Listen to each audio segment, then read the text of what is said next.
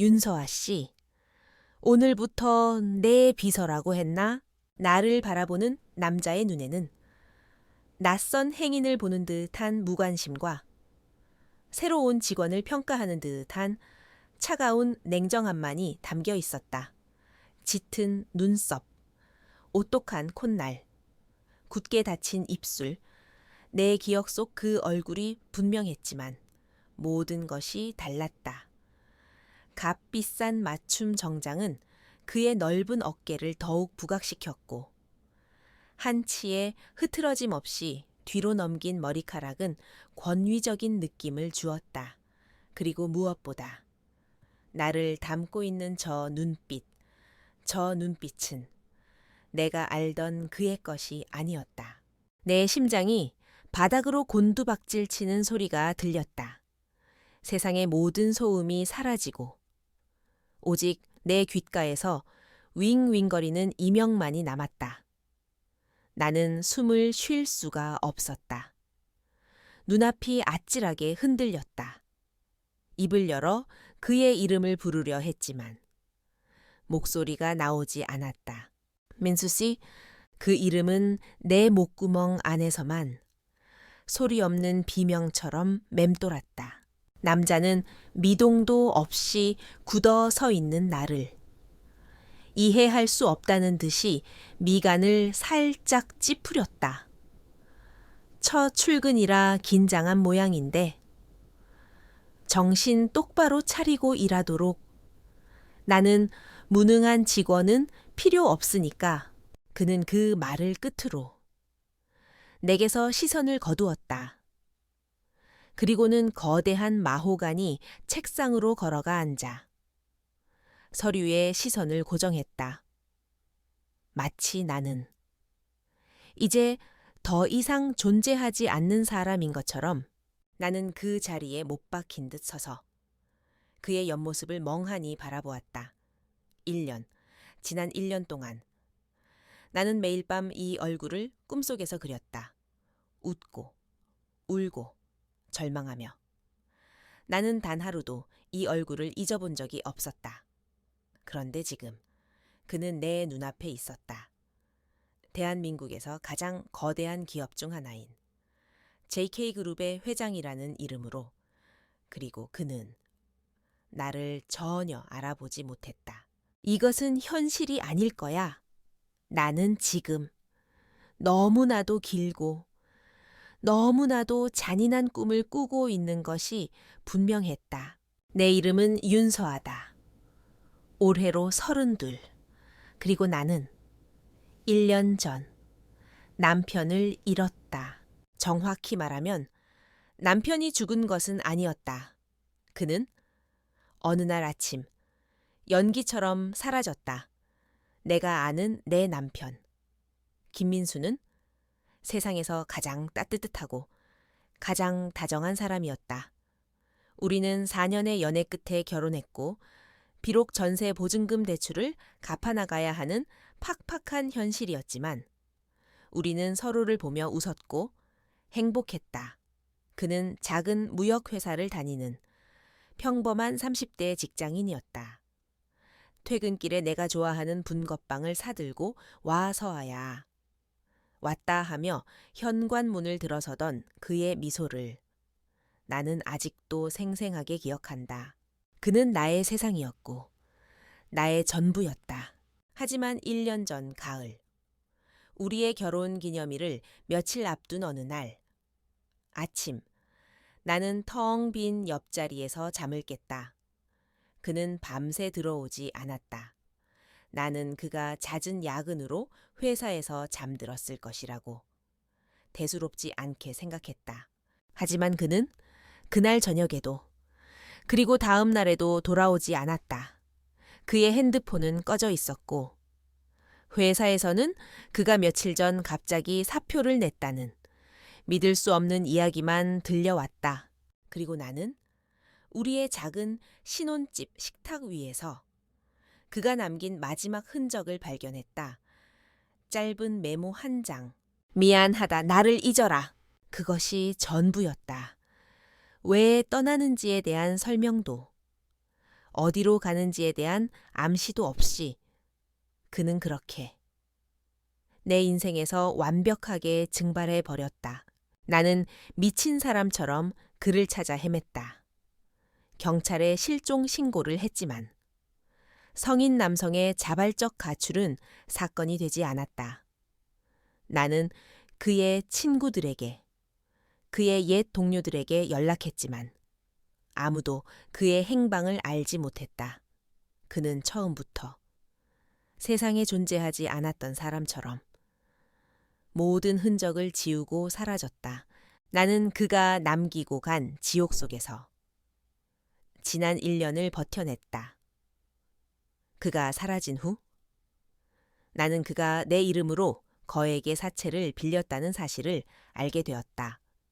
사랑했던 남편은 내게 지울 수 없는 상처와 감당할 수 없는 빚만을 남겼다.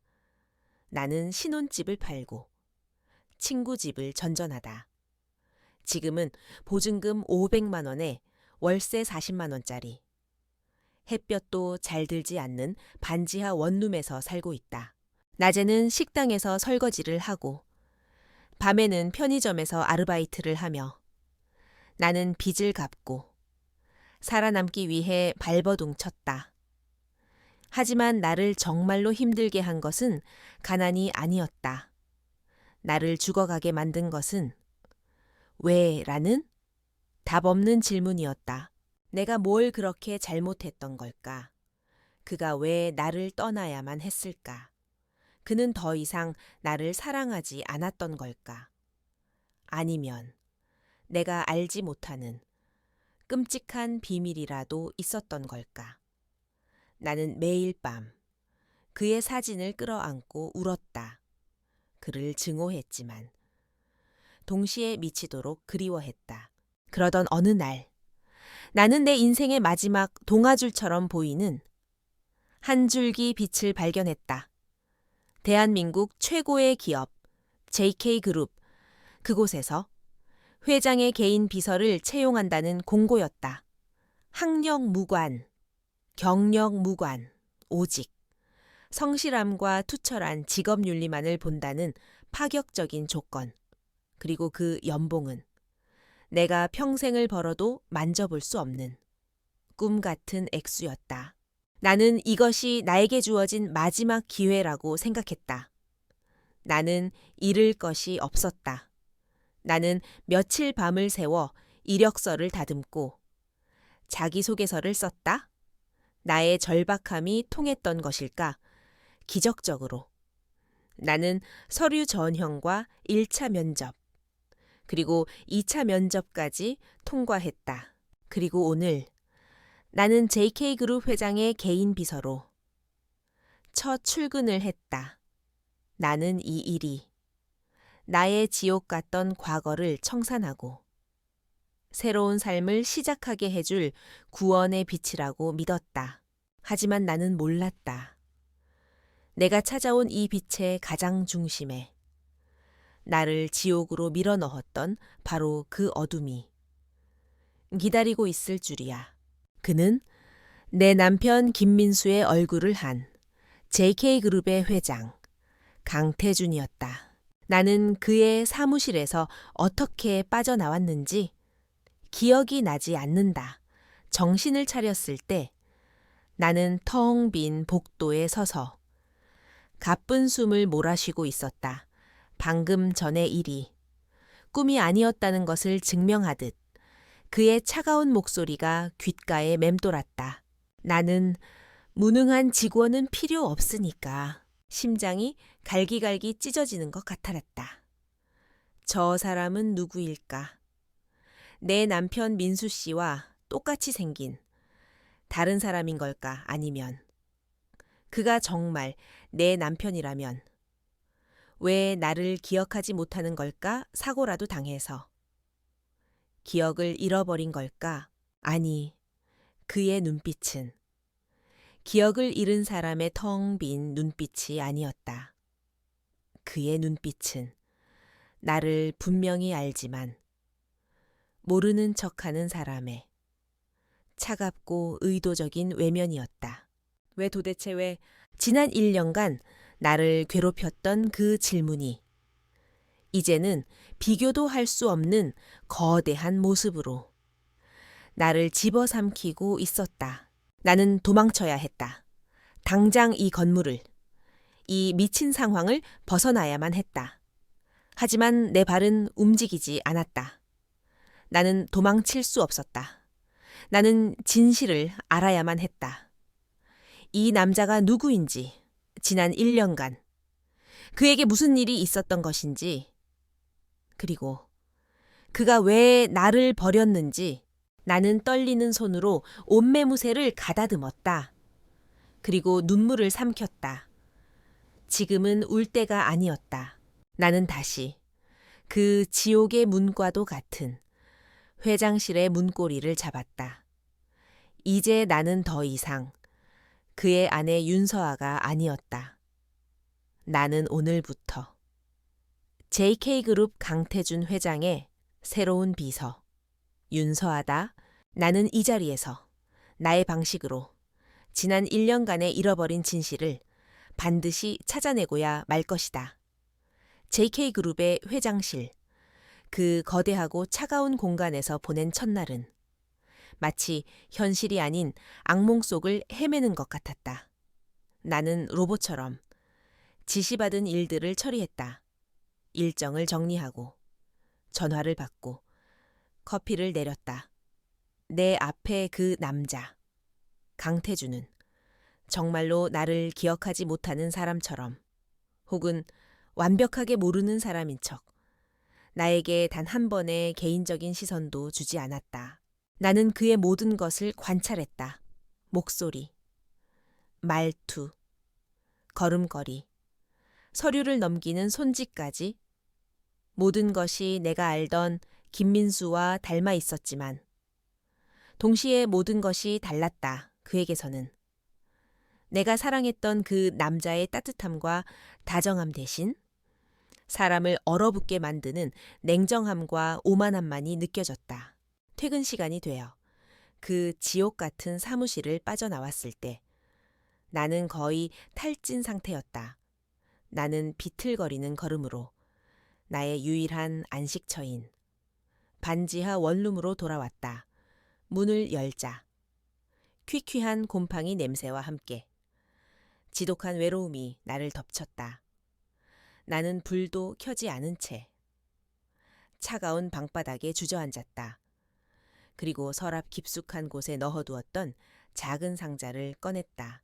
그 상자 안에는 나의 지난 행복이 그리고 나의 무너진 세상이 모두 담겨 있었다. 그와 나의 낡은 커플링, 함께 보러 갔던 영화 티켓, 그리고 그가 남기고 간 마지막 편지. 나는 떨리는 손으로 수없이 읽어 너덜너덜해진 그 편지를 다시 한번 펼쳐들었다. 미안하다, 나를 잊어라. 단 2문장, 그 차갑고 잔인한 문장 위로 나의 뜨거운 눈물이 다시 한번 떨어져 내렸다. 나는 그 편지를 끌어안고 소리 없이 울었다. 그리고 나의 기억은 지옥 같던 지난 1년의 시간을 거슬러 모든 것이 완벽했던 바로 그날의 아침으로 돌아가기 시작했다. 1년 전 그가 사라지기 바로 전날까지도 나의 세상은 눈부시게 빛나고 있었다. 나와 김민수는 경기도의 작은 빌라 2층에 살았다. 은행 대출금이 아직 많이 남아있는 20평 남짓의 작은 집이었지만 그곳은 나에게 세상의 그 어떤 궁전보다 더 안락한 성이었다. 아침이면 햇살이 거실 가득 쏟아졌고 내가 창가에 키우던 작은 화분에서는 언제나 푸른 잎이 돋아났다. 내 남편 김민수는 내가 아는 한 세상에서 가장 평범하고 또 가장 특별한 남자였다.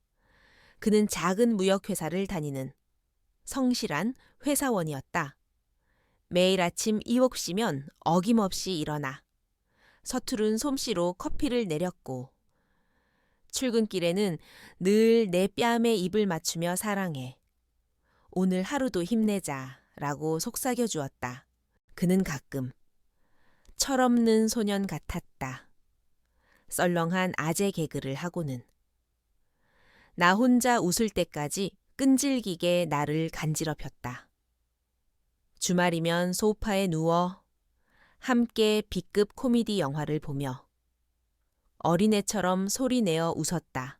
하지만 그는 누구보다 든든한 내 편이었다. 내가 직장 상사 때문에 속상해서 울고 있으면 그는 말없이 내 등을 토닥여주며 내 이야기를 끝까지 들어주었다. 우리 서아가 최고야. 그런 놈 말은 신경 쓰지 마. 그의 그 한마디면 세상의 모든 시름이 다 사라지는 것 같아졌다. 우리는 부자가 아니었다. 하지만 우리는 그 누구보다 행복했다.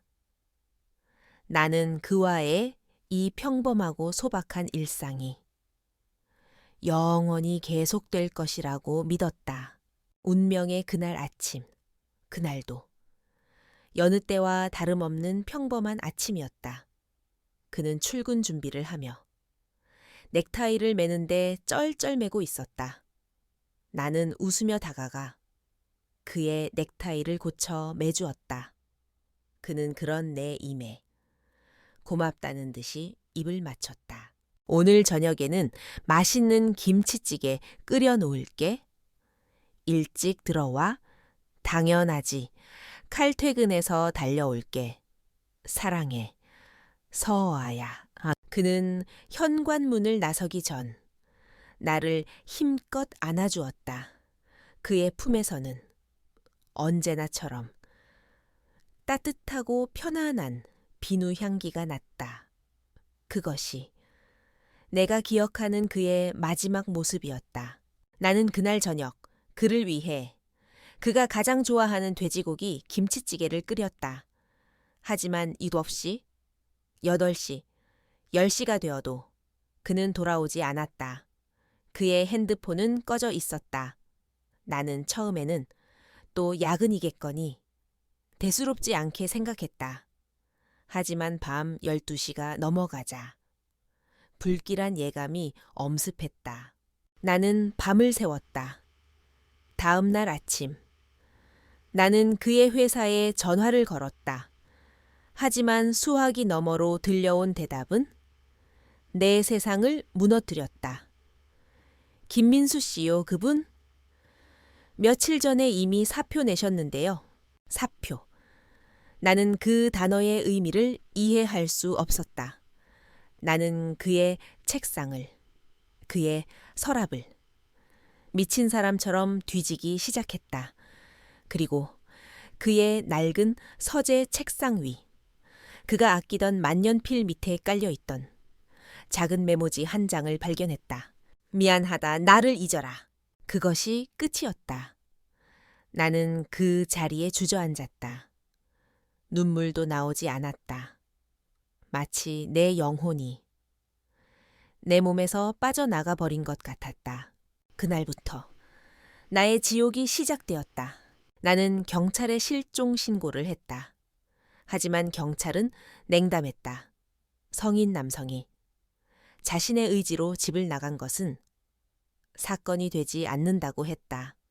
단순 가출로 종결되었다. 나는 그의 모든 친구들과 옛 동료들에게 연락했지만 아무도 그의 행방을 알지 못했다. 그는 정말로 증발해버렸다. 그리고 며칠 뒤 두 번째 지옥이 나를 찾아왔다. 험상궂은 얼굴의 남자들이 우리 집 현관문을 두드리기 시작했다. 사채업자들이었다. 그들은 내 남편 김민수가 내 명의를 도용해 억대의 사채를 빌렸다고 했다. 나는 그들의 말을 믿을 수 없었다. 하지만 그들이 내민 차용증에는 내 도장과 내가 알지 못하는 내 사인이 찍혀 있었다. 그는 나를 버린 것뿐만이 아니었다. 그는 나에게 감당할 수 없는 빚더미와 파산이라는 낙인을 함께 남기고 떠난 것이다. 나는 모든 것을 잃었다. 남편. 그리고 우리가 함께 살던 집. 나는 우리의 신혼집을 헐값에 팔아 그의 빚을 갚아야만 했다. 나를 동정하던 친구들도 내가 빚에 쪼들리기 시작하자 하나둘씩 내 곁을 떠나갔다. 나는 세상에 완벽하게 혼자가 되었다. 나는 닥치는 대로 일을 했다. 식당 주방 보조, 편의점 야간 아르바이트, 전단지 배포. 나는 잠을 줄이고 밥을 굶으며 돈을 벌었다. 살아남아야 했으니까. 그리고 언젠가 그를 다시 만나면 물어야 했으니까 왜 그랬냐고, 왜 나를 이렇게 비참하게 만들어야만 했냐고. 지난 1년 나는 그렇게 죽지 못해 살아왔다. 그런 나에게 JK그룹 비서직은 정말로 마지막 희망이었다. 나는 반지하 원룸의 차가운 바닥에 앉아 밤새 울었다. 그리고 동이 틀 무렵 나는 눈물을 닦고 일어섰다. 그래, 나는 이제 더 이상 1년 전에 그 나약한 윤서아가 아니다. 나는 지옥에서 살아 돌아왔다. 나는 더 이상 그를 그리워하지도 그를 증오하지도 않는다. 그는 이제 나에게 풀어야 할 숙제이자 밝혀내야 할 미스터리일 뿐이다. 내 인생을 망가뜨린 그 남자의 정체. 그리고 그가 숨기고 있는 진실. 나는 내일 아침 다시 JK그룹으로 출근할 것이다. 그리고 강태준이라는 이름의 그 낯선 남자의 비서로서 나는 그의 가장 가까운 곳에서 그의 모든 것을 파헤칠 것이다. 이것은 복수가 아니다. 이것은 나의 잃어버린 1년을 그리고 나의 무너진 세상을 되찾기 위한 마지막 싸움이다.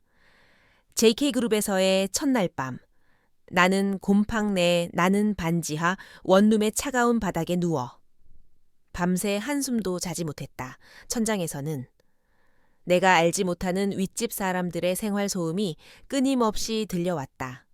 하지만 나를 잠 못 들게 한 것은 그 소음이 아니었다.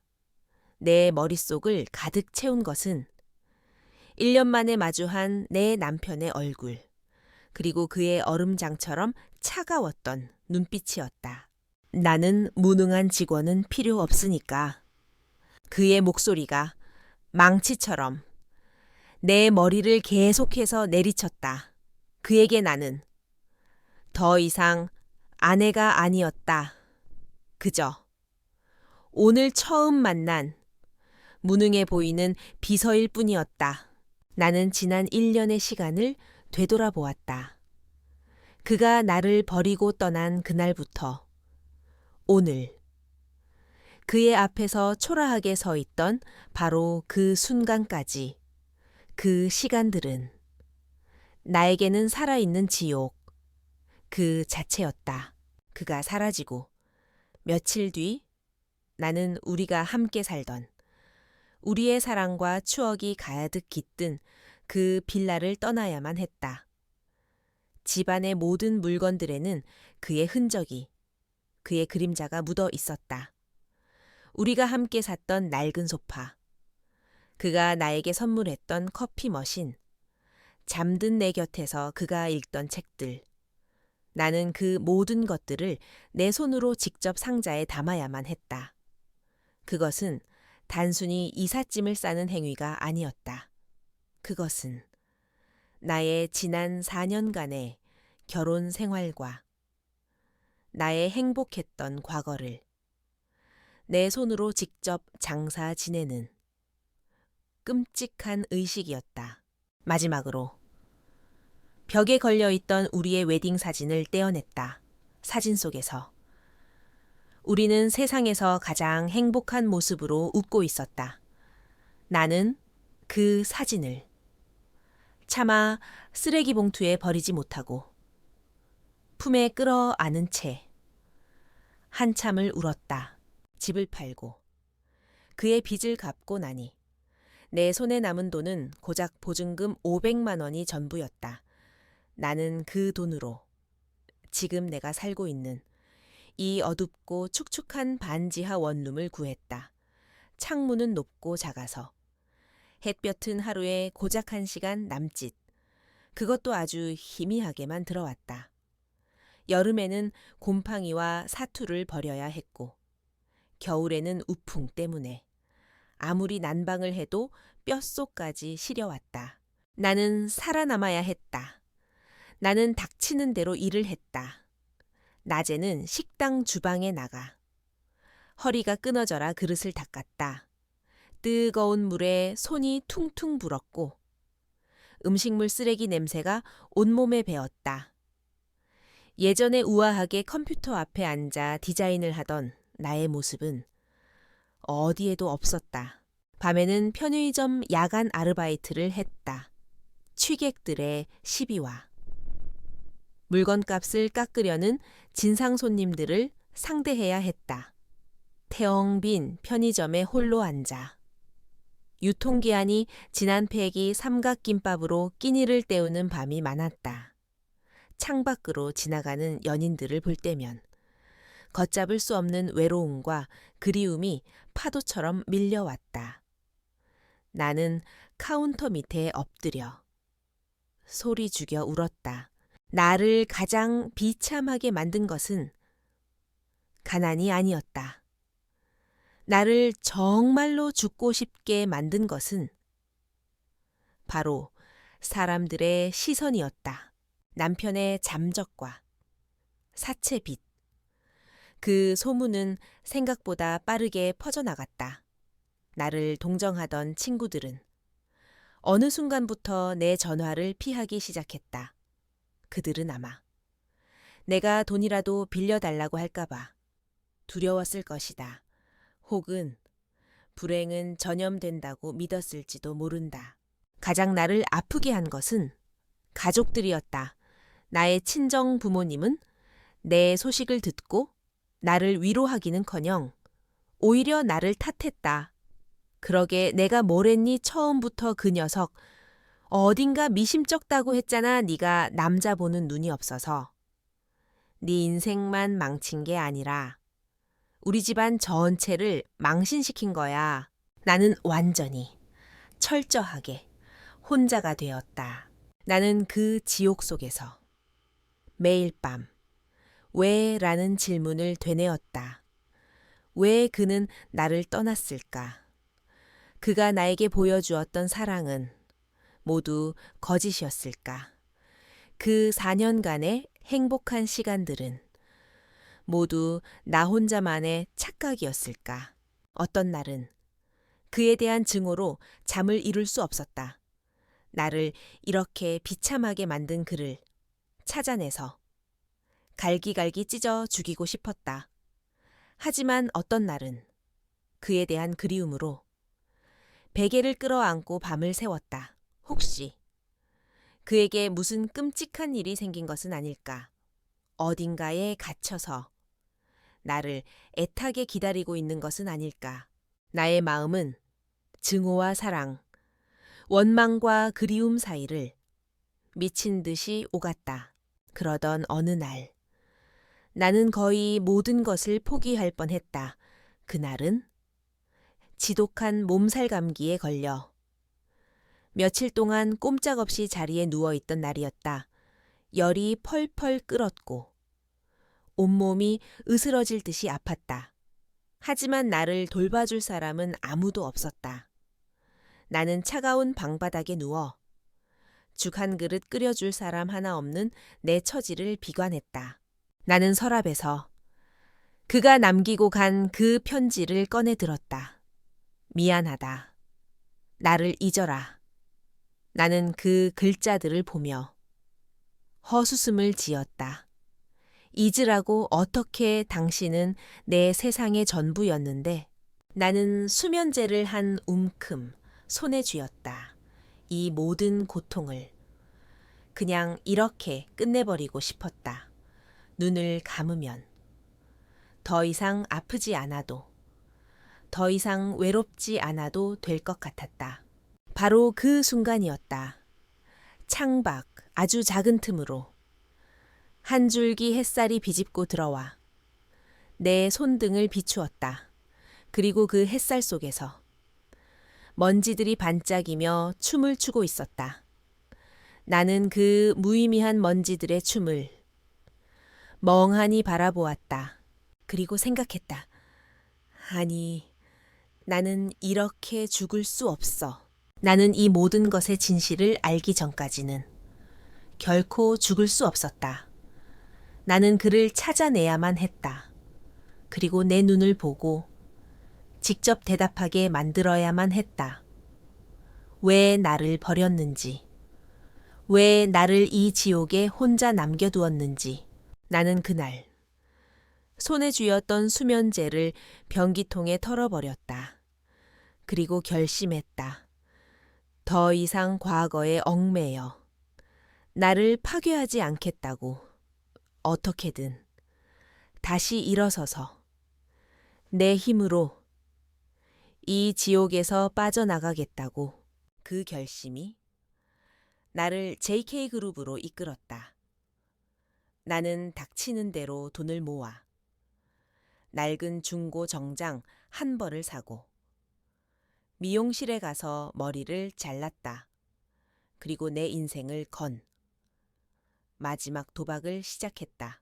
그리고 나는 오늘 그 도박의 끝에서 나의 잃어버린 과거와 마주했다. 내가 그토록 찾아 헤맸던 진실의 실마리가 바로 내 눈앞에 있었다. 나는 자리에서 일어났다. 그리고 차가운 물로 세수를 했다. 거울 속에는 지난 1년간의 지옥이 고스란히 새겨진 낯선 여자의 얼굴이 있었다. 하지만 그 여자의 눈은 더 이상 절망으로 죽어 있지 않았다. 그 눈에는 차갑고 단단한 불꽃이 타오르고 있었다. 그래, 윤서아.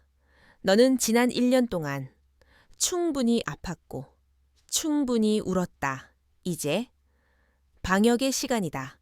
지난 1년의 지옥 같던 시간 속에서 내가 배운 것이 단 하나 있다면 그것은 절망에 익숙해지지 말 것이었다.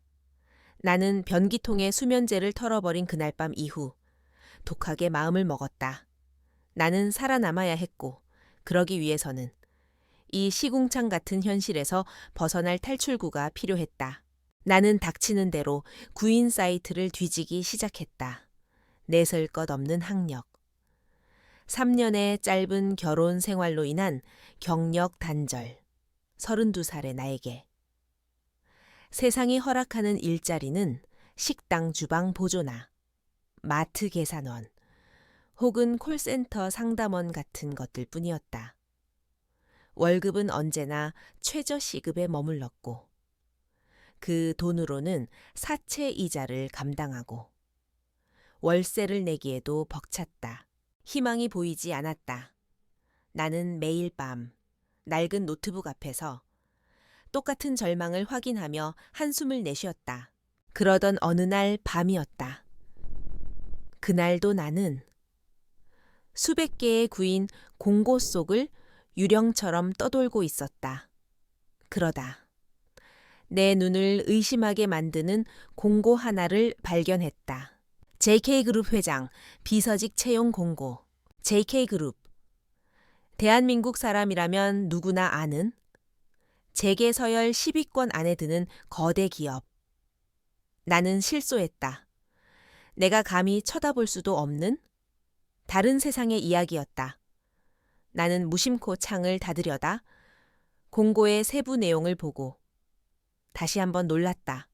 자격 요건 학력 무관, 경력 무관, 우대사항 강인한 정신력과 투철한 직업윤리, 완벽한 비밀 유지 능력, 급여 업계 최고 대우 면접 후 협의, 이상한 공고였다.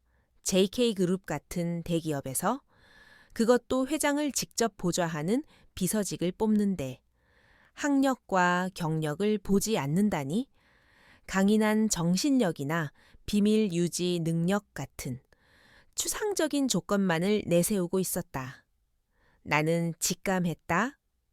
이것은 평범한 채용 공고가 아니다. 어쩌면 일종의 사기일지도 모른다. 하지만 업계 최고 대우라는 글자가 자석처럼 내 시선을 붙들었다. 만약 이게 진짜라면, 이 일을 하게 된다면 나는 단 몇 달 만에 이 지긋지긋한 빚을 모두 청산하고 이 곰팡 내에 나는 반지하 원룸을 벗어날 수 있을 터였다. 나는 믿져야 본전이라는 생각으로 이력서와 자기소개서를 쓰기 시작했다. 나는 나를 포장하지 않았다. 대신 나의 모든 것을 솔직하게 담았다.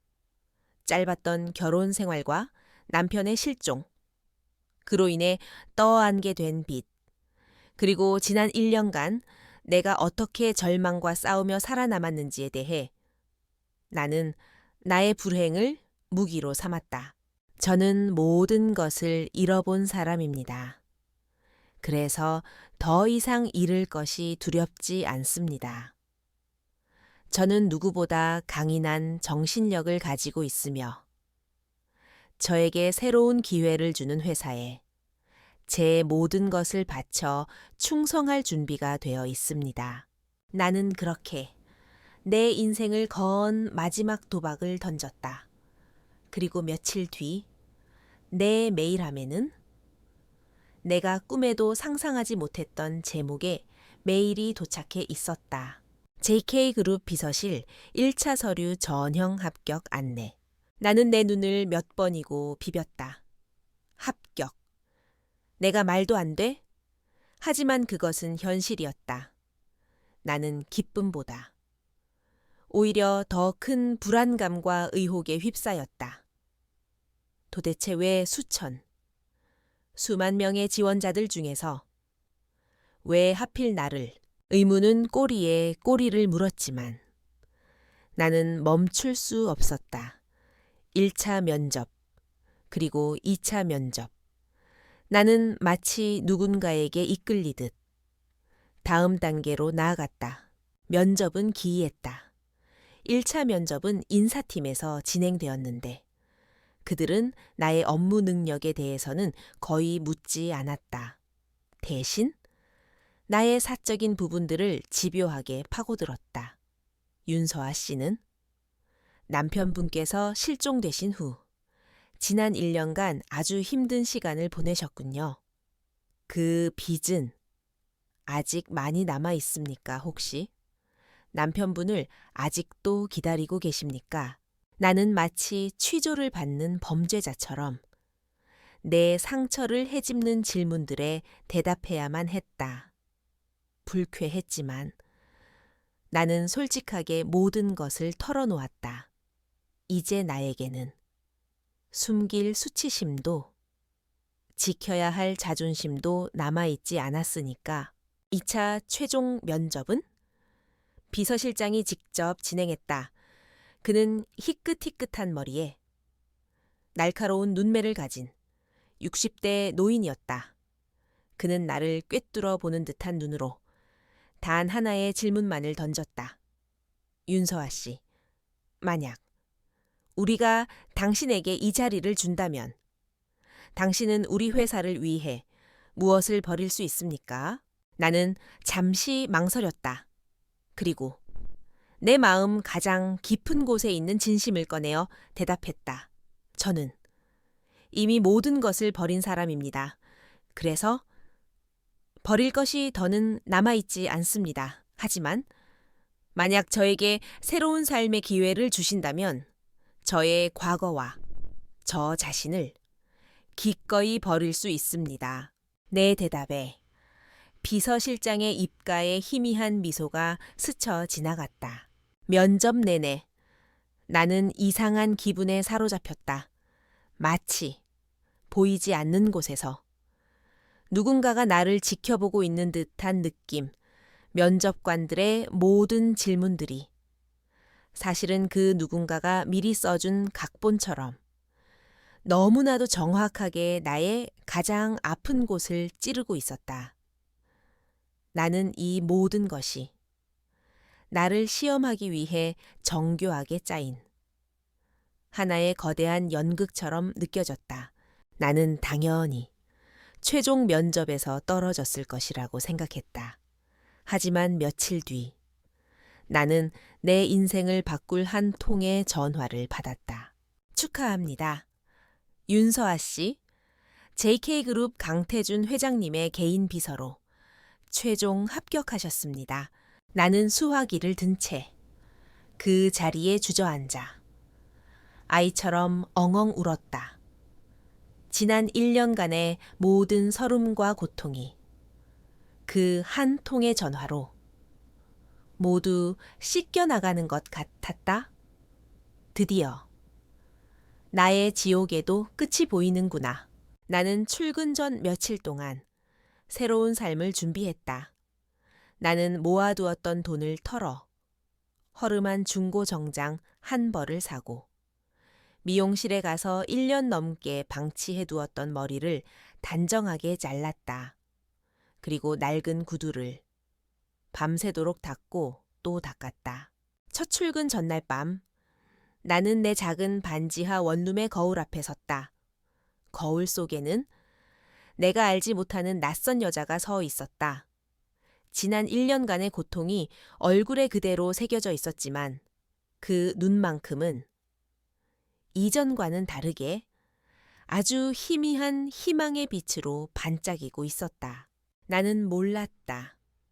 내가 그토록 갈망했던 그 빛이 사실은 나를 더 깊은 어둠 속으로 끌어당기는 위험한 유혹의 빛이었다는 것을 내가 구원이라고 믿었던 그 기회가 사실은 내 과거의 망령이 설계한 잔인한 덫의 입구였다는 것을 나는 그저 내일이면 모든 것이 달라질 것이라는 벅찬 희망을 품에 안고 잠이 들었을 뿐이다.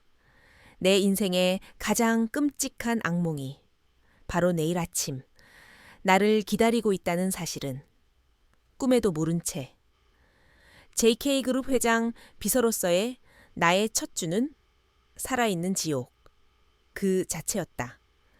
나는 매일 아침 중고로 산 낡은 정장을 전투복처럼 챙겨 입고 거대한 유리 성과도 같은 JK그룹 본사로 향했다. 그 건물의 모든 사람들은 나를 회장님의 새로운 비서라고 불렀지만 나에게 그들은 나의 불행을 관람하는 구경꾼들이었고 나는 모든 것을 잃어버린 과거를 숨긴 채 위태로운 연기를 하는 배우였다. 나의 새로운 세계는 비서실장의 엄격한 교육으로 시작되었다. 박 이사. 그는 강태준 회장의 오른팔이자 이 거대한 성의 문직이 같은 사람이었다. 윤서아 씨, 명심하게. 우리가 자네를 뽑은 이유는 자네의 과거 때문이야.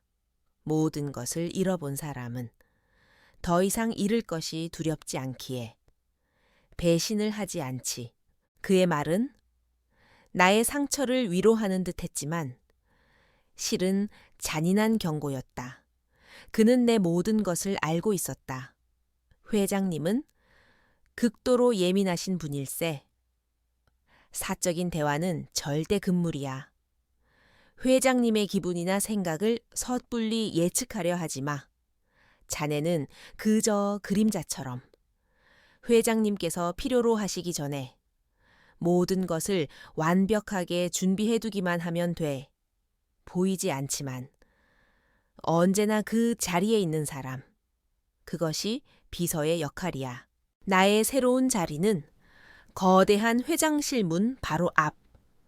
작고 단정한 책상이었다.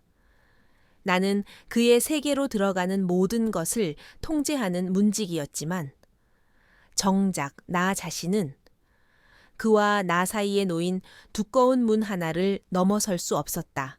그 남자, 강태준은 나를 철저하게 없는 사람 취급했다. 그는 나에게 업무를 지시할 때 내 얼굴을 보지 않았다. 그저 모니터에 시선을 고정한 채 기계처럼 차갑게 말했다. 내가 준비한 보고서에 작은 오타라도 있으면 그는 보고서를 내 얼굴에 던지듯 내려놓으며 내가 무능한 직원은 필요 없다고 했을 텐데라고 얼음장 같은 목소리로 질책했다. 나는 그의 모든 것을 숨막히는 긴장감 속에서 관찰했다.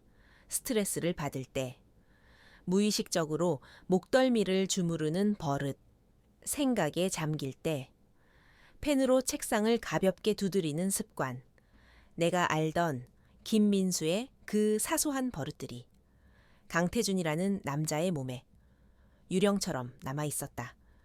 그 흔적들을 발견할 때마다 내 심장은 칼로 베이는 듯이 아팠다. 저 사람은 내 남편 김민수가 맞았다. 그렇다면 그의 이 지독한 냉정함은 모두 계산된 연기라는 뜻이었다. 도대체 왜? 내 머릿속은 수만 가지 질문들로 폭발할 것 같아졌다. 그가 나를 보호하기 위해 일부러 모르는 척하는 걸까? 누군가의 협박을 받고 있는 걸까? 아니면 지난 1년 사이 그의 마음에 증오만이 남아 나를 괴롭히기 위해 일부러 나를 이 지옥으로 불러들인 걸까? 나는 분노와 연민, 그리고 여전히 남아있는 희미한 사랑 사이에서 미친 사람처럼 너를 띄웠다. 어떤 날은 그의 냉정한 뒷모습을 보며 증오심의 이를 갈았다. 당신이 어떻게 나한테 이럴 수 있어? 하지만 어떤 날은 그의 지친 얼굴을 보며 가슴이 미어지는 것 같아졌다. 대체 당신에게 무슨 일이 있었던 거야? 민수 씨. 나는 단서를 찾아야만 했다. 나는 그의 비서라는 직위를 나의 수사를 위한 무기로 삼았다.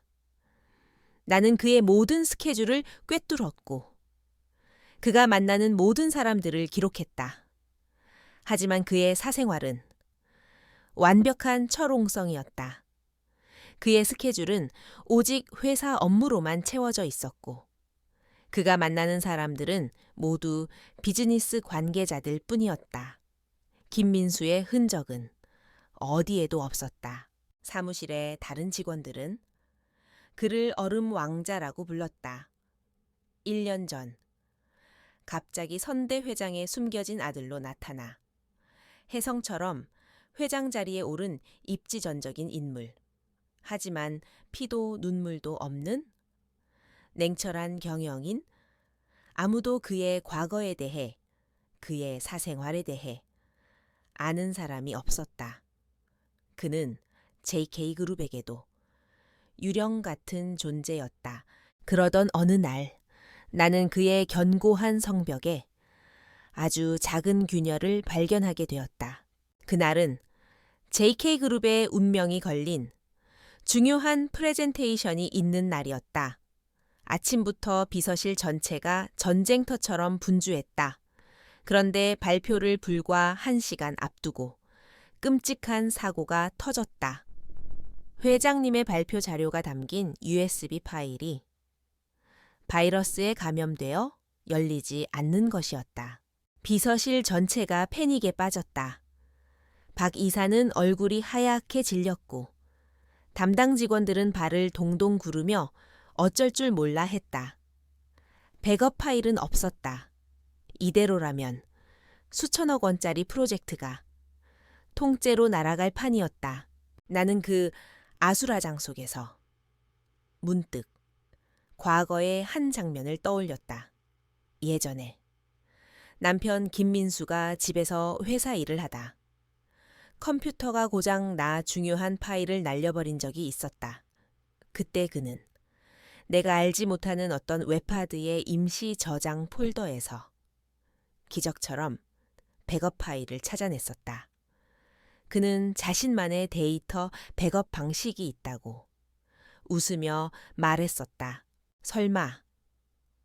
나는 미친 척하고 내 자리의 컴퓨터로. 내가 기억하는 그 웹하드에 접속했다. 그리고 남편이 쓰던 아이디와 비밀번호를 입력했다. 우리의 결혼 기념일, 로그인이 되었다. 나는 떨리는 손으로 임시 저장 폴더를 클릭했다.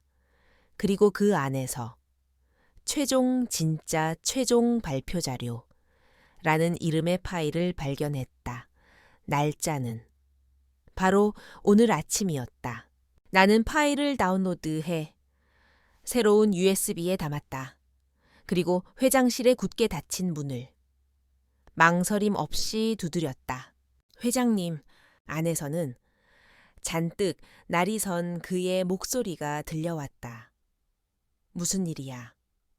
발표 자료. 백업 파일을 찾았습니다. 나는 안으로 들어가 USB를 그의 책상 위에 올려놓았다. 그는 믿을 수 없다는 눈으로 나와 USB를 번갈아 보았다. 이걸 어디서 찾았지? 회장님께서 개인적으로 사용하시는 웹하드. 임시 저장 폴더에 있었습니다. 내 대답에 그의 눈동자가 아주 미세하게 그러나 분명하게 흔들렸다. 그는 나를 처음으로 아주 오랫동안 똑바로 쳐다보았다. 그 눈빛에는 더 이상 냉정함이나 무관심이 없었다. 그 안에는 당혹감과 놀라움, 그리고 내가 알지 못하는 깊은 고통이 소용돌이치고 있었다. 그는 아무 말도 하지 않았다. 그저 USB를 집어들어 자신의 노트북에 꽂고 파일이 열리는 것을 확인했다. 그리고는 나에게 등을 돌린 채 창밖을 보며 말했다. 나가봐. 나는 그의 명령에 조용히 몸을 돌려 사무실을 나왔다. 문이 닫히기 직전 나는 들었다. 그가 거의 들리지 않을 정도로 아주 작은 목소리로 혼잣말처럼 중얼거리는 소리를 역시 윤서아네. 역시 윤서아네. 역시 윤서아야. 그 한마디. 그것은 그가 나를 기억하고 있다는 명백한 증거였다. 그는 기억 상실증에 걸린 것이 아니었다. 그는 나를 완벽하게 기억하고 있었다. 나는 내 자리로 돌아와 의자에 주저앉았다. 심장이 미친 듯이 뛰었다. 눈물이 나올 것 같았지만 꾹 참았다. 이제 모든 것이 달라졌다. 그는 나를 알고 있다. 그렇다면 그의 이 모든 행동은 철저하게 계산된 연기라는 뜻이다. 나는 이 지옥 같은 연극의 진짜 이유를 알아내야만 한다. 그리고 나는 이제 그 연극의 수동적인 관객이 아니라 그의 가면을 벗겨낼 가장 위험한 상대역이 될 것이다. 역시 윤서안의 그의 그 혼잣말은 지난 일주일간 내 머릿속을 떠나지 않는 유령이 되었다. 그는 나를 알고 있었다. 그렇다면 그의 그 지독한 냉정함과 무관심은 모두 계산된 연기였다는 뜻. 나는 그 사실을 깨닫는 순간 분노보다 오히려 기묘한 안도감을 느꼈다. 차라리 그가 나를 증오하고 의도적으로 괴롭히는 것이 기억을 잃었거나 혹은 애초에 다른 사람이었다는 끔찍한 가능성들보다는 나았다. 적어도 이제 나의 전쟁에는 명확한 목표가 생겼다. 바로 그의 가면을 벗겨내는 것, 그리고 그 가면 뒤에 숨겨진 진실을 내 눈으로 직접 확인하는 것. USB 사건 이후 사무실의 공기는 미묘하게 달라졌다. 강태준. 그는 여전히 나를 윤 비서라고 불렀고 업무 외에는 단 한마디도 섞지 않았다. 하지만 그의 시선이 달라졌다. 이전의 무관심이 이제는 날카로운 경계심과 내가 알 수 없는 깊은 고뇌가 담긴 시선으로 변해 있었다. 그는 나를 의식하고 있었다. 나는 더 이상 그를 두려워하지 않기로 했다. 대신 나는 그의 세계를, 그의 기억을 아주 조심스럽게 그리고 의도적으로 자극하기 시작했다. 나의 작은 방역이었다. 나의 첫 번째 시험은 커피였다.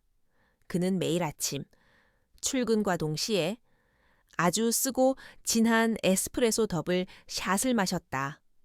하지만 내가 알던 김민수는 쓴 커피를 전혀 마시지 못하는 남자였다. 그는 언제나 설탕을 아주 조금 넣은 부드러운 아메리카노를 좋아했다. 어느 날 아침, 나는 그의 지시가 있기도 전에 커피를 준비했다. 내가 기억하는 그가 좋아했던 바로 그 원두로, 그리고 그가 좋아했던 바로 그 농도로 나는 설탕을 아주 미세하게 그만이 알아차릴 수 있을 정도로 티스푼의 4분의 1만큼만 넣었다. 나는 갓 내린 커피를 들고 회장실로 들어갔다. 회장님, 커피 준비했습니다. 그는 서류에서 눈을 떼지 않은 채 무심하게 커피잔을 받아 들었다. 그리고 습관처럼 커피를 한 모금 마셨다. 바로 그 순간 그의 모든 움직임이 멈췄다. 그의 눈이 아주 미세하게 그러나 분명하게 커졌다. 그는 잠시 허공을 응시하더니 천천히 고개를 들어 처음으로 나를 아주 오랫동안 뚫어지게 쳐다보았다. 그의 눈빛은 수만 가지의 질문을 담고 있었다. 네가 어떻게 이걸, 나는 아무것도 모른다는 듯 맑게 웃어 보였다. 입맛에 맞으셨으면 좋겠습니다. 그는 아무 말도 하지 않았다. 그저 나를 쳐다볼 뿐이었다. 그 침묵 속에서 나는 보았다. 그의 그 견고했던 얼음 가면이 아주 살짝 금이 가는 소리를 그는 그날 아침 평소와 달리 그 커피를 남김없이 전부 마셨다. 나의 두 번째 시험은 음악이었다. 김민수는 클래식 음악을 좋아했다. 특히 쇼팽의 녹턴을 우리는 주말 오후면 거실에 나란히 누워 턴테이블에서 흘러나오는 쇼팽의 녹턴을 듣곤 했다. 그는 언젠가 나에게 이 곡을 들으면 너와 나의 모든 순간들이 별처럼 떠오르는 것 같아 라고 말했었다. 강태준 회장의 사무실에는 최고급 오디오 시스템이 설치되어 있었다. 하지만 그가 음악을 듣는 모습은 단 한 번도 본 적이 없었다. 어느 날 그가 외부 미팅으로 자리를 비운 사이 나는 그의 오디오에 쇼팽의 녹턴 위번이 담긴 CD를 넣어두었다. 그리고 재생 볼륨을 거의 들리지 않을 정도로 아주 작게 맞춰놓았다. 그가 사무실로 돌아왔다. 그는 평소처럼 책상에 앉아 업무를 보기 시작했다. 처음에는 아무것도 눈치채지 못하는 듯 했다. 하지만 시간이 흐를수록 그의 표정이 미묘하게 변해갔다. 그는 자꾸만 허공에 귀를 기울이는 듯 했고 펜을 두드리던 손가락을 멈췄다. 마침내 그는 자리에서 일어나 오디오 시스템으로 다가갔다. 그리고 아주 희미하게 흘러나오고 있는 그 선율을 확인했다. 쇼팽의 녹턴. 그는 한참 동안 그 자리에 서 있었다. 그의 넓은 등이 어쩐지 너무나도 외로워 보였다. 그는 무슨 생각을 하고 있었을까? 나와 함께 소파에 누워 이 음악을 듣던 그 평범했던 오후를 떠올리고 있었을까? 그는 음악을 끄지 않았다. 대신 그 음악을 배경으로 그날 오후 내내 창밖을 바라보며 깊은 생각에 잠겨 있었다. 나는 그 뒷모습을 보며 확신했다. 그는 지금 자기 자신과 자신의 과거와 처절하게 싸우고 있다고. 나의 시험은 점점 더 대담해졌다. 나는 내 책상 위에 작은 백합 화분 하나를 가져다 놓았다. 김민수는 나의 이름 서아가 상서로운 아이라는 뜻이라며 나를 백합이라고 부르곤 했다. 너는 내게 백합처럼 순수하고 깨끗한 사람이야. 강태주는 출근길에 내 책상 위에 그 백합 화분을 보았다. 그는 그 자리에 우뚝 멈춰 섰다. 그의 얼굴은 마치 유령이라도 본 사람처럼 하얗게 질려 있었다. 그는 화분과 나를 번갈아 쳐다보았다. 그의 턱 근육이 단단하게 꿈틀거렸다. 윤 비서, 그가 나를 불렀다. 그 목소리는 그 어느 때보다도 차갑고 날카로웠다. 네, 회장님, 사무실에 향기 나는 물건 두지 말라고 했을 텐데 죄송합니다. 이 꽃은 향이 거의 없습니다. 거의 없는 것과 아예 없는 것은 달라. 당장 치워. 그의 반응은 필요 이상으로 과민했다. 그것은 그가 이 백합이라는 상징에 얼마나 깊이 흔들리고 있는지를 증명하는 것이었다. 나는 순순히 고개를 숙였다. 알겠습니다. 바로 치우겠습니다. 하지만 나는 그의 마음속에 또 하나의 작은 파문을 일으켰다는 것을 알았다. 가장 결정적인 사건은 내가 야근을 하던 어느 날 밤에 일어났다. 그날은 중요한 보고서 마감이 겹쳐 비서실 직원들 모두가 밤늦게까지 남아 일을 해야 했다. 저녁 식사 시간도 놓친 채 나는 샌드위치로 대충 끼니를 때우며 컴퓨터와 씨름하고 있었다. 밤 10시가 넘었을까 회장실 문이 열리고 그 역시 야근을 하던 강태준이 나왔다. 그는 텅 빈 비서실을 한번 훑어보더니 내 자리로 다가왔다. 아직 퇴근 안 했나? 네, 오늘까지 마무리해야 할 보고서가 있어서요. 저녁은 먹었고, 네, 간단히 먹었습니다. 그는 잠시 나를 내려다보더니 아무 말 없이 다시 자신의 사무실로 들어갔다. 그리고 10분쯤 지났을까. 배달원 한 명이 커다란 봉투를 들고 비서실로 들어왔다. 윤서아 씨, 맞으시죠 여기? 주문하신 전복죽입니다. 전복죽, 내가 몸이 아프거나 기운이 없을 때 김민수가 언제나 나에게 끓여주거나 사다 주었던 바로 그 음식. 나는 어리둥절한 표정으로 배달원을 쳐다보았다. 저는 주문한 적 없는데요.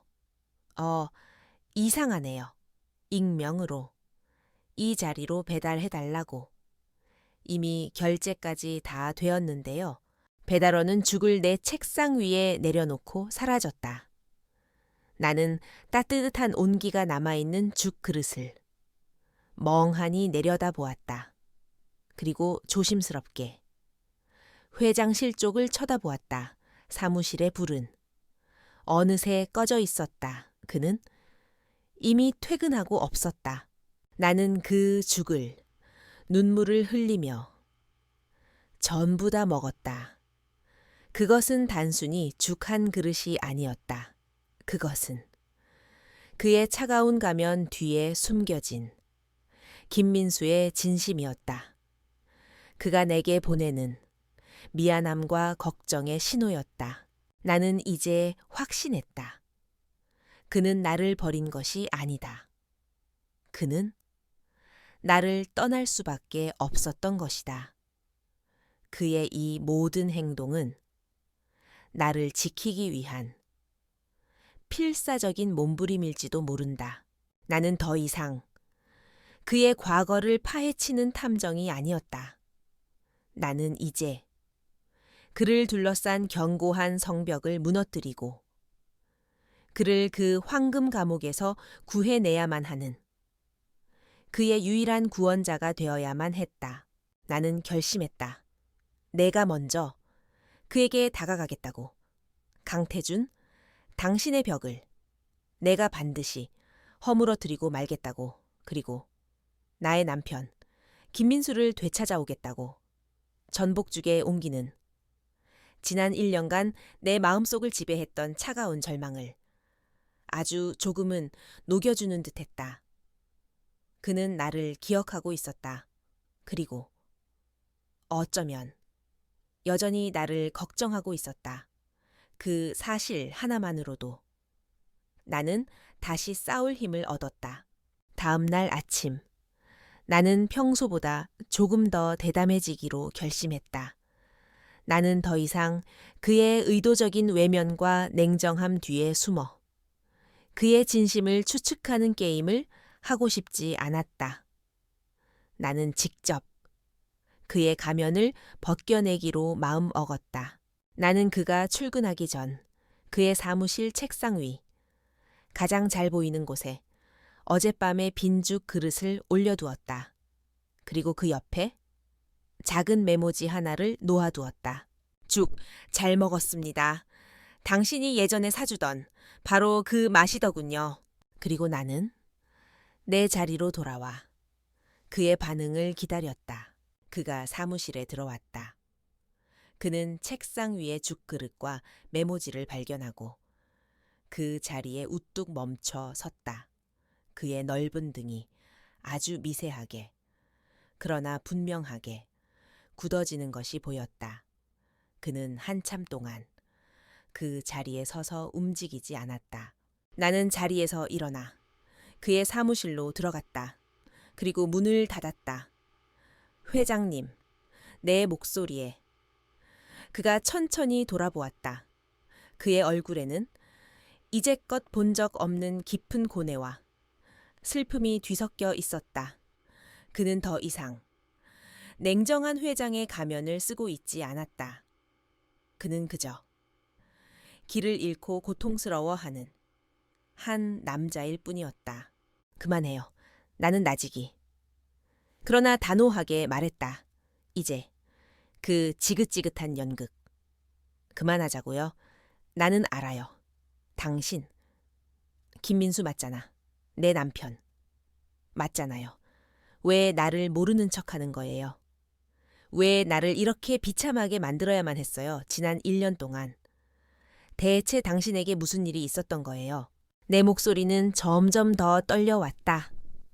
눈물이 쏟아져 나올 것 같았지만 나는 입술을 깨물고 참았다. 지금 무너지면 안 된다.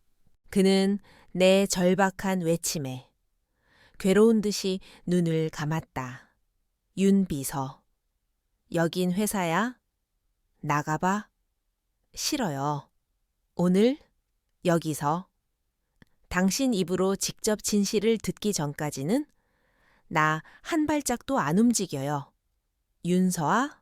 그가 처음으로 내 이름을 불렀다. 윤 비서가 아닌 윤서아. 그 다정하고 익숙한 부름에 내 심장이 쿵 하고 내려앉았다. 제발, 제발 그만해. 이건 너를 위한 거야, 나를 위한 거라고요. 나는 기가 막혀서. 헛웃음을 지었다. 나한테 아무 말도 없이 사라지고 빚더미에 날 앉게 하고 1년 만에 나타나서는 나를 모르는 사람 취급하는 이 모든 게 나를 위한 거라고요. 그게 말이나 되는 소리예요. 나의 격한 반응에 그는 깊은 한숨을 내쉬었다. 그는 소파 쪽으로 걸어가 힘없이 주저앉았다. 그리고는 마침내 항복을 선언했다. 그래, 내 말이 맞아. 나는 김민수다. 그의 그 한마디. 내가 지난 1년간 그토록 듣고 싶었던 그 한마디. 나는 그 말을 듣는 순간 온몸의 힘이 빠져나가는 것을 느꼈다.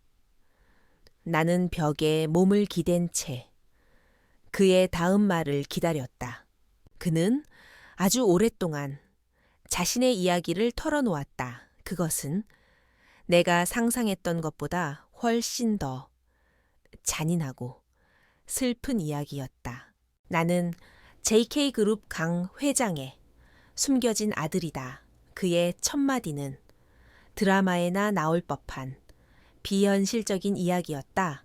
내 어머니는 젊은 시절 강 회장님 댁에서 일하던 비서셨어. 두 분은 사랑했지만 이루어질 수 없었지. 할아버지의 반대가 너무나도 심했으니까 결국 어머니는 나를 임신한 채 아무도 모르게 그 집을 나와야만 했어. 그는 평생을 김민수라는 이름으로 그림자처럼 살아왔다. 강 회장은 뒤에서 남들 모르게 우리 모자를 지원해 주었지만 결코 우리를 자신의 가족으로 인정해 주지는 않았다. 그는 아버지에게 존재해서는 안 될 집안의 수치 같은 존재였다. 나는 단 한 번도 재벌 아들의 삶을 원해본 적 없어. 나는 그저 평범하게 살고 싶었어.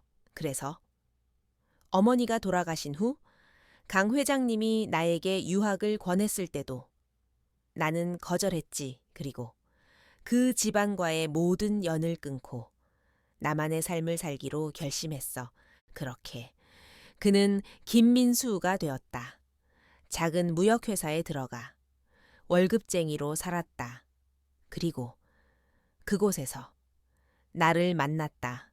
너를 만난 건 내 인생의 유일한 빛이었어.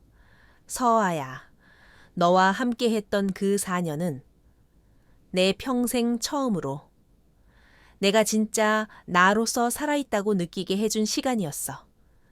나는 너와 함께라면 영원히 평범한 김민수로 살아갈 수 있을 거라고 믿었어. 하지만 그의 그 작은 행복은 오래가지 못했다. 1년 전 가을, 강 회장이 갑자기 뇌출혈로 쓰러졌다. 그리고 혼수 상태에 빠졌다. 강 회장이 쓰러지자 JK그룹에는 피비린내 나는 권력 투쟁이 시작되었다. 특히 본처의 아들이자 그의 이복형인 강희준 부회장의 야심이 노골적으로 드러나기 시작했다. 강희준, 그 사람은 나와는 정반대의 인간이야. 그는 원하는 것을 얻기 위해서라면 무슨 짓이든 할 수 있는 냉혈한이지. 그는 아버지가 쓰러지시자마자 자신의 권력을 공고히 하기 위해 아버지의 모든 약점을 파헤치기 시작했어. 그리고 나의 존재를 알아낸 거야. 강희준은 그의 존재뿐만 아니라 그가 나와 결혼해서 너무나도 평범하고 행복하게 살고 있다는 사실까지 모두 알아냈다. 그리고 나를 그의 가장 치명적인 약점으로 이용하기 시작했다. 어느 날 밤, 그가 퇴근하고 집에 돌아왔을 때, 집 앞에는 낯선 남자들이 기다리고 있었다. 강희준이 보낸 사람들이었다. 그들은 그에게 2가지 선택지를 제시했다. 그들은 나에게 말했어.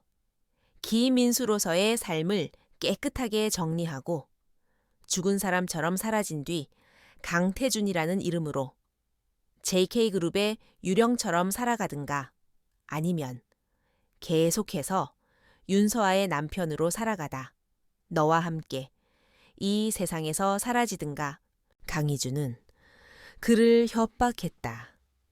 만약 그가 내 곁을 떠나지 않는다면 나를 어떻게든 사회적으로 혹은 물리적으로 매장시켜 버리겠다고? 그놈은 정말로 그럴 수 있는 놈이었어. 나는 너를 잃을 수가 없었어. 서아야, 너를 지킬 수만 있다면 내가 지옥에라도 갈 수 있었어. 그래서 나는 그들의 제안을 받아들일 수밖에 없었다.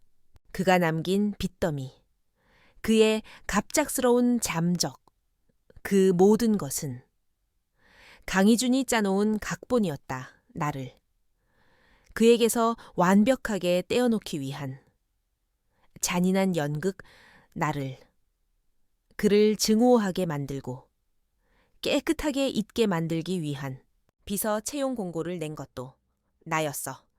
너를 이 지옥으로 다시 끌어들인 것도 나야.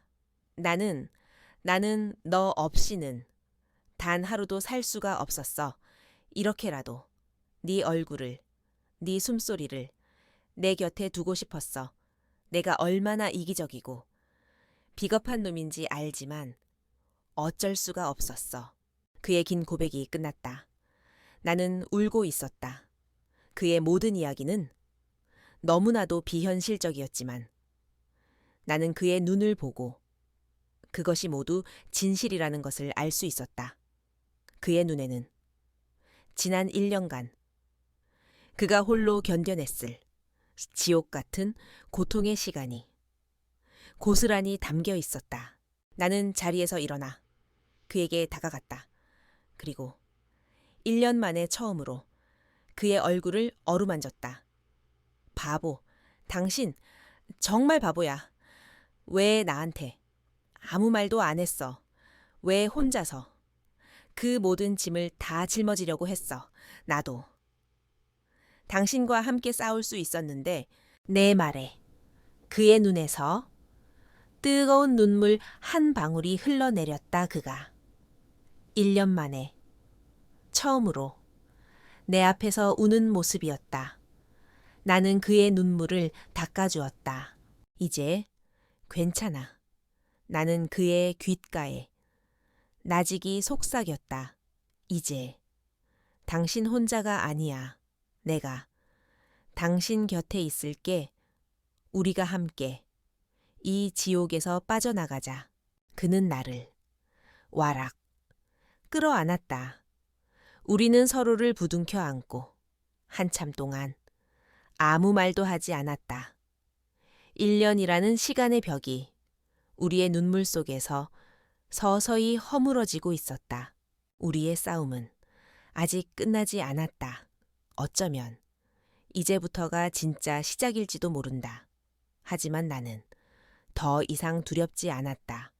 나는 나의 남편을 되찾았으니까. 그의 고백이 끝난 후 회장실 안에는 아주 오랫동안 침묵이 흘렀다. 나는 지난 1년간 그를 원망하고 증오했다. 하지만 그의 이야기를 모두 듣고 난 지금 내 마음속에 남은 것은 분노가 아니라 그를 향한 깊은 연민과 가슴 시린 아픔뿐이었다. 그 역시 나만큼이나 혹은 나보다 더 깊고 어두운 지옥 속에서 홀로 싸우고 있었던 것이다. 우리의 관계는 그날 이후 아주 더디게 그리고 아주 조심스럽게 다시 시작되었다. 회사에서 우리는 여전히 회장님과 윤 비서였다. 우리는 다른 직원들의 눈을 피해 철저하게 공적인 관계를 연기했다. 하지만 그 차가운 연기 속에서도 우리는 서로에게만 보이는 아주 작은 신호들을 주고받았다. 복도에서 스쳐 지나가며 아주 잠깐 스치는 송긋, 회의실에서 수많은 사람들 속에서 오직 서로에게만 향하는 짧은 눈빛, 그는 내가 야근을 하는 날이면 말없이 내 책상 위에 따뜻한 캔 커피를 놓아두었고 나는 그의 책상 위에 그가 좋아하던 작은 화분을 가져다 놓았다. 우리의 진짜 시간은 모두가 퇴근한 텅 빈 사무실에서 혹은 내가 사는 어두운 반지하 원룸에서 아주 짧게 그리고 아주 은밀하게 이루어졌다. 우리는 도둑처럼 세상의 눈을 피해 서로의 상처를 보듬었다. 그는 지난 1년간 강태준이라는 이름으로 살면서 겪었던 일들을 나에게 털어놓았다. 아버지가 쓰러지신 후 이복형인 강희준 부회장이 어떻게 자신을 압박하고 감시했는지, 그리고 그 지옥 같은 현실 속에서 내에 대한 그리움으로 얼마나 많은 밤을 홀로 울었는지 나는 그의 이야기를 들으며 함께 울었다.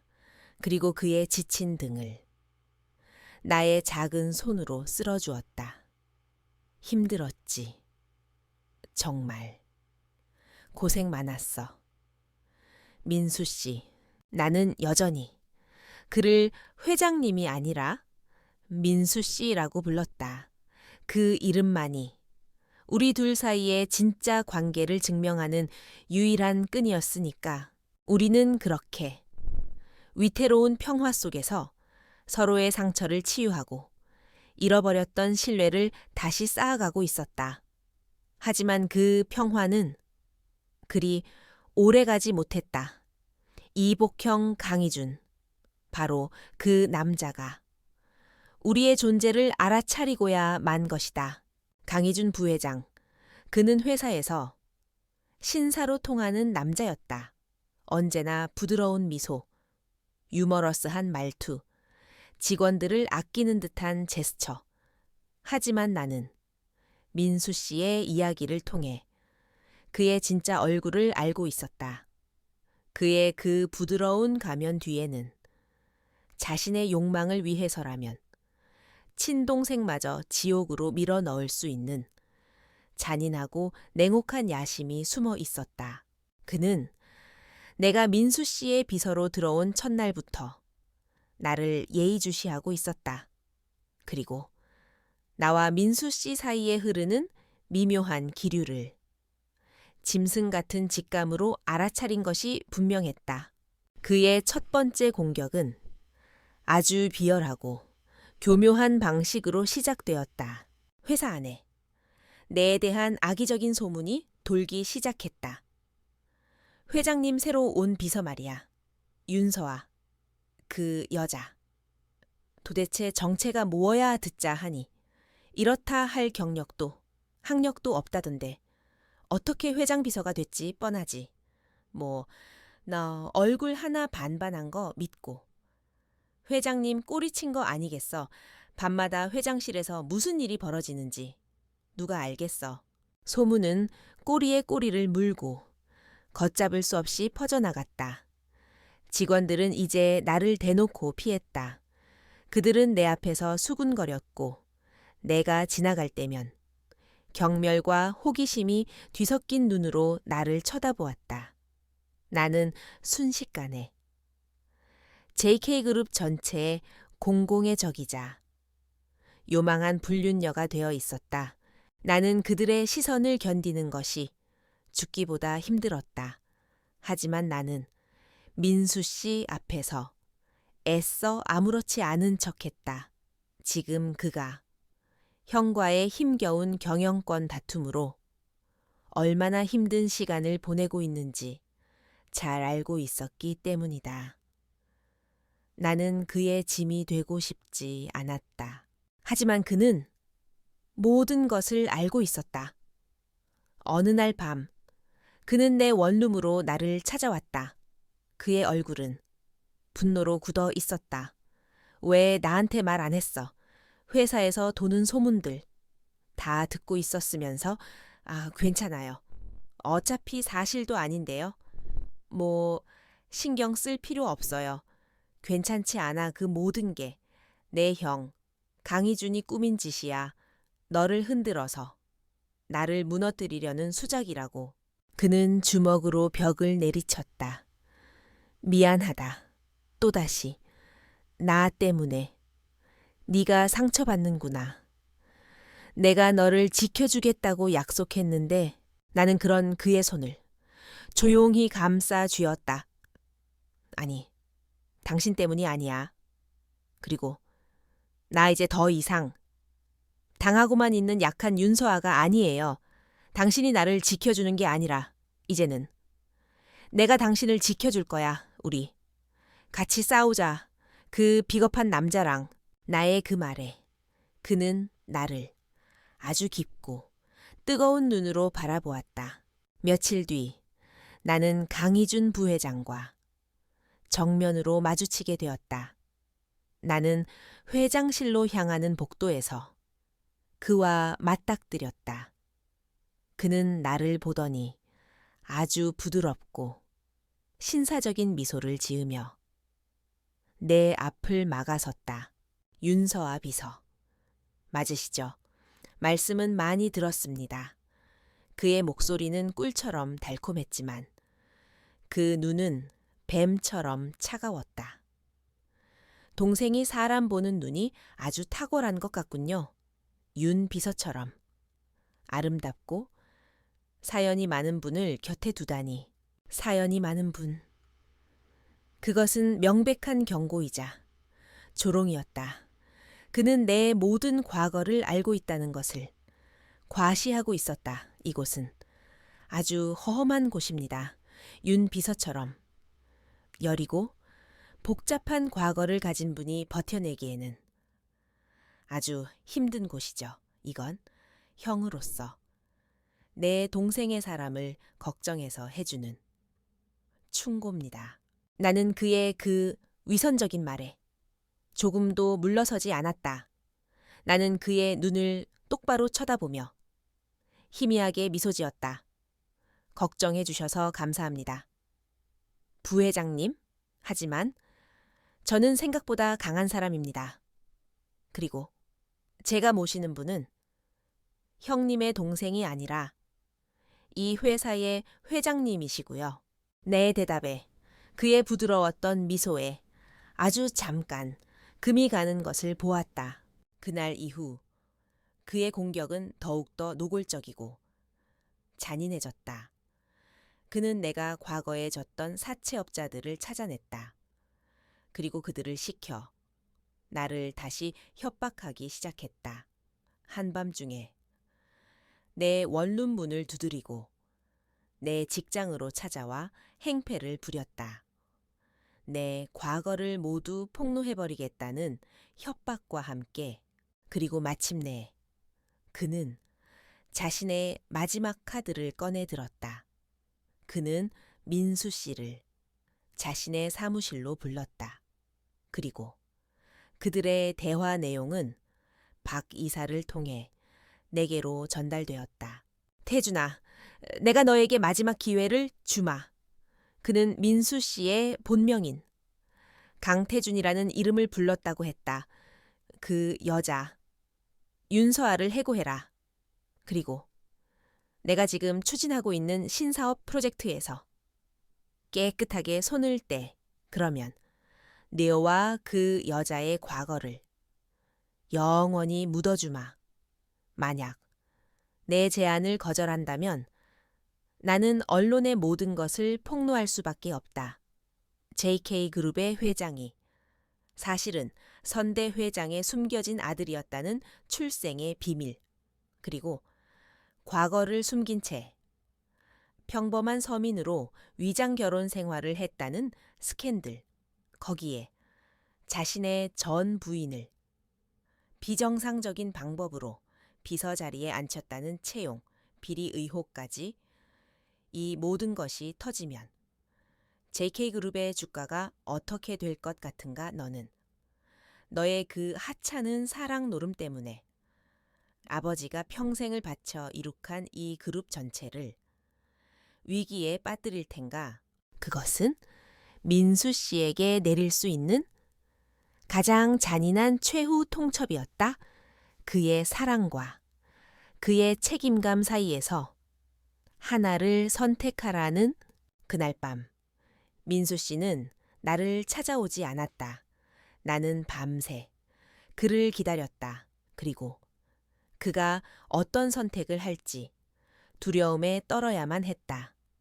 강희준 부회장의 최후 통첩. 그것은 내게 내려진 사형 선고나 다름없었다. 그가 내민 선택지는 사실 선택지가 아니었다. 회사를 지키든 서아를 지키든 나는 결국 무언가를 잃어야만 했다. 그는 내가 어떤 선택을 하든 내가 고통받을 것이라는 사실을 너무나도 잘 알고 있었다. 그날 밤 나는 서아를 찾아가지 않았다. 나는 혼자 있고 싶었다. 아니, 혼자 있어야만 했다. 나는 내가 살았던, 그리고 내가 버렸던 두 개의 세상 사이에서 길을 잃은 아이처럼 밤새도록 헤맸다. JK그룹의 회장, 강태준으로서의 삶. 그것은 내가 원했던 삶이 아니었다. 하지만 그것은 아버지가 평생을 바쳐 이룩한 왕국이었고 수만 명의 직원들의 생계가 걸린 나의 책임이었다. 내가 여기서 무너지면 강희준이라는 탐욕스러운 늑대가 이 모든 것을 집어삼킬 것이 뻔했다. 그리고 윤서아의 남편, 김민수로서의 삶, 그것은 내가 유일하게 진심으로 행복했던 시간이었다. 그녀의 미소, 그녀의 온기, 그녀와 함께 했던 모든 평범한 순간들. 그것이 나의 진짜 세상이었다. 하지만 그 세상은 나의 출생의 비밀이라는 시한폭탄 위에 세워진 위태로운 신기루였다.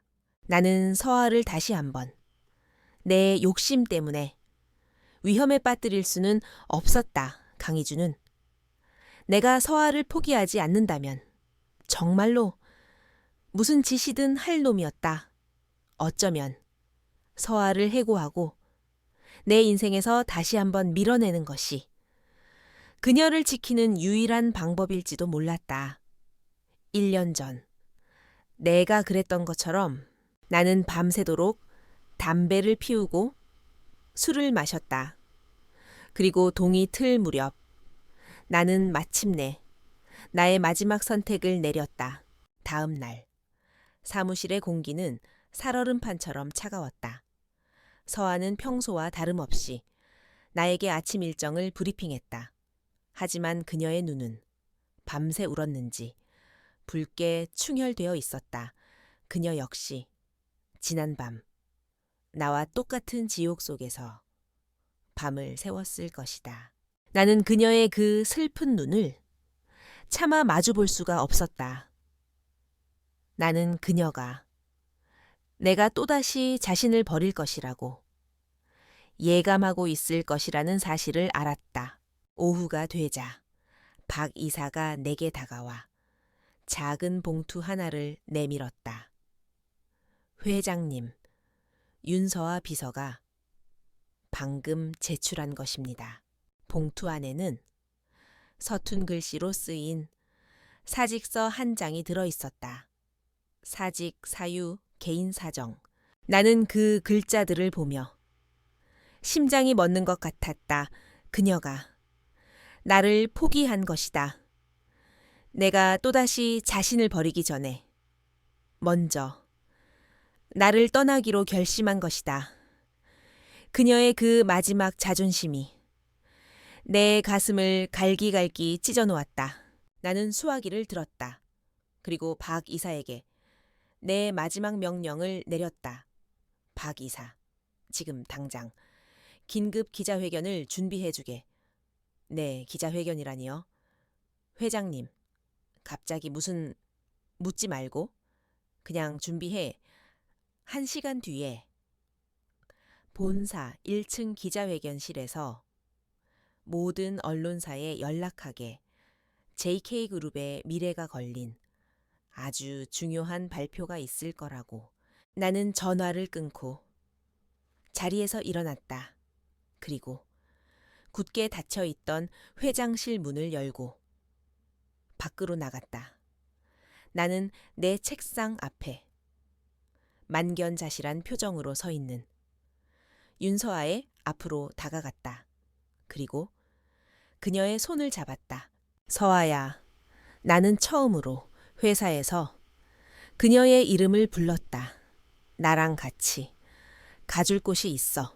기자회 회견장은 수백 개의 카메라 플래시와 기자들의 소음으로 터져 나갈 것 같았다. 단상 위에는 JK그룹의 모든 이사진들이 앉아 있었다. 간기준 부회장은 가장 중앙에 앉아 의기양양한 미소를 짓고 있었다. 그는 내가 마침내 항복을 선언하고 회장직에서 물러날 것이라고 확신하고 있는 듯했다. 나는 서아의 손을 잡고 그 아수라장 속으로 들어섰다. 모든 시선이 우리 두 사람에게로 향했다. 서아의 얼굴은 하얗게 질려 있었다. 나는 서아를 가장 앞줄 중앙의 자리에 앉혔다. 그리고 나는 단상 위로 올라갔다. 나는 마이크 앞에 섰다. 그리고 기자회견장을 가득 채운 모든 사람들을 천천히 둘러보았다. 나의 형 강희준과도 아주 잠시 눈을 맞추었다. 그의 눈에는 승자의 여유가 가득했다. 나는 심호흡을 한번 하고 입을 열었다. 오늘 이 자리에 와주신 기자 여러분, 그리고 JK그룹의 임직원 여러분, 감사합니다. 저는 오늘 제 개인적인 스캔들에 대해, 그리고 JK그룹의 추악한 진실에 대해 모든 것을 말씀드리고자 합니다. 내 첫마디에 장내는 찬물을 끼얹은 듯이 조용해졌다. 최근 저의 새로운 개인 비서인 윤서아 씨에 대한 많은 악의적인 소문이 있었던 것으로 압니다. 저는 오늘 그 소문의 진실에 대해 먼저 말씀드리겠습니다. 나는 단상 아래 나를 불안한 눈으로 바라보고 있는 서아를 향해 시선을 고정했다. 윤서아 씨는 단순한 저의 비서가 아닙니다. 그녀는 제가 세상에서 가장 사랑하는 여자이며 법적으로 제 아내였던 사람입니다. 내 말이 끝나자마자 기자회견장은 폭탄이라도 맞은 것처럼 아수라장이 되었다. 기자들은 믿을 수 없다는 듯이 고함을 치며 질문을 쏟아냈고 카메라 플래시는 미친 듯이 터져 나왔다. 강희준의 얼굴에서 처음으로 미소가 사라졌다. 나는 손을 들어 그들을 제지했다. 그리고 나의 모든 과거를 담담하게 털어놓기 시작했다. 나의 출생의 비밀, 김민수라는 이름으로 살아왔던 나의 과거, 그리고 서아를 만나 평범한 행복을 꿈꾸었던 나의 시간들, 그리고 마침내 나의 형, 강희준의 협박으로 인해 내가 어떻게 사랑하는 아내를 버리고 이 자리로 돌아올 수밖에 없었는지에 대해 저의 이복형 강희준 부회장은 제 아내 윤서아 씨의 목숨을 담보로 저를 협박했습니다. 그가 바로 저와 제 아내의 인생을 망가뜨린 이 모든 스캔들의 배후입니다. 그는 JK그룹을 차지하기 위해 한 무고한 여성을 자신의 권력 투쟁의 희생양으로 삼았습니다. 나는 단상 위에서 강희준을 똑바로 쳐다보며 말했다. 그의 얼굴은 이제 분노와 당혹감으로 흉측하게 일그러져 있었다. 오늘 저는 회사의 회장으로서가 아니라 한 남자로서 이 자리에 섰습니다. 사람들은 제게 회사와 사랑하는 여자 둘 중 하나를 선택하라고 했습니다. 하지만 저는 그 선택을 거부합니다. 나는 둘 모두를 지킬 것입니다. 나는 마이크를 내려놓았다. 그리고 단상 아래로 내려왔다. 나는 수백 개의 카메라를 뚫고 서에게로 걸어갔다.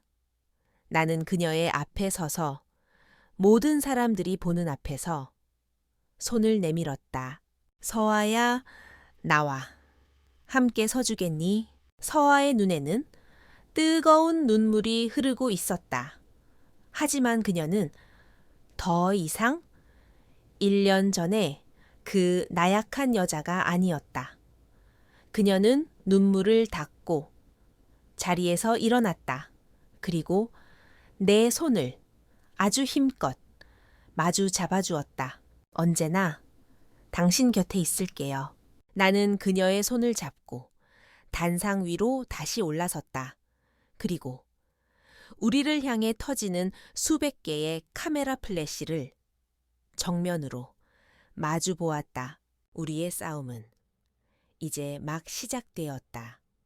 앞으로 더 큰 시련과 더 아픈 스캔들이 우리를 기다리고 있을 것이다. 하지만 나는 더 이상 두렵지 않았다. 내 곁에는 이제 그녀가 있으니까 우리는 더 이상 서로의 과거에 갇힌 피해자가 아니었다. 우리는 우리의 미래를 위해 함께 싸우는 동지였다. 한국어 글자 수 2730 계속 10장을 기다리고 있습니다. 나의 남편 강태준의 긴급 기자회견은 JK그룹뿐만 아니라 대한민국 전체를 뒤흔든 거대한 폭풍이 되었다. 다음 날 모든 신문과 뉴스의 헤드라인은 JK그룹 황태자들의 추악한 진실, 그리고 그 중심에 서 있는 나의 이야기로 도배되었다.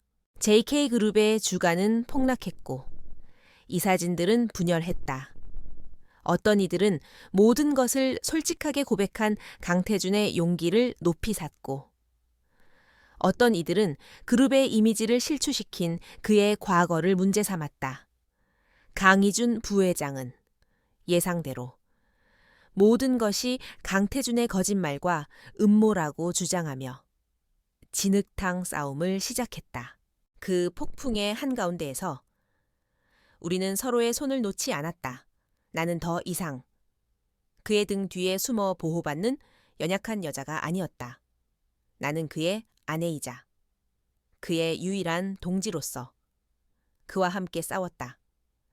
나는 언론 인터뷰에 당당하게 응했고 지난 1년간 내가 겪었던 고통과 강희준 부회장이 나에게 가했던 비열한 협박들을 남김없이 폭로했다. 세상의 여론은 처음에는 우리를 막장 드라마의 주인공이라며 비웃었지만 시간이 흐를수록 진실의 편에 서주기 시작했다. 사람들은 거대한 권력에 맞서 자신의 사랑과 과거를 지키려는 우리의 진심에 응원을 보내주었다. JK그룹의 소액 주주들과 대다수의 직원들 역시 위선적인 강희준이 아니라 모든 것을 걸고 진실을 택한 강태준의 편에 섰다. 결국 진실은 거짓을 이겼다. 강희준 부회장은 이사회의 긴급 소집을 통해 모든 직위에서 해임되었다. 그가 그동안 저질렀던 수많은 비리와 횡령 혐의가 드러나면서 그는 이제 검찰의 조사를 받아야 하는 신세가 되었다. 그의 왕국은 그렇게 허무하게 무너져 내렸다. 기나긴 싸움이 끝났다. 남편은? 아니, 태준 씨는? JK그룹의 회장으로서 자신의 자리를 굳건히 지켜냈다. 그리고 그는 회장이 되자마자 회사를 바꾸기 시작했다. 그는 강희준이 만들어 놓은 냉혹하고 비정한 기업 문화를 사람 중심의 따뜻한 문화로 바꾸기 위해 노력했다. 그는 직원들의 복지를 개선했고 실력 위주로 인사를 단행했으며 주말에는 소매를 걷어붙이고 직원들과 함께 봉사활동에 참여했다. 그는 재벌 2세 강태준의 냉철함과 평범한 회사원 김민수의 따뜻함을 모두 가진 훌륭한 리더가 되어가고 있었다. 그리고 나는 그의 곁에서 그의 가장 든든한 지원군이자 파트너로서 그를 도왔다. 우리는 모든 것을 되찾은 것처럼 보였다. 하지만 우리는 알고 있었다. 우리의 마음속에는 여전히 채워지지 않는 거대한 공허함이 남아있다는 것을. 우리는 강남의 가장 높은 펜트하우스로 이사했다. 거실의 통유리창 너머로 서울의 야경이 그림처럼 펼쳐져 있었다. 모든 가구는 최고급이었고 우리의 모든 시중은 고용인들이 들어주었다. 하지만 그 화려하고 넓은 공간 속에서 우리는 그 어느 때보다 더 큰 외로움을 느꼈다. 그곳은 우리 집이 아니었다.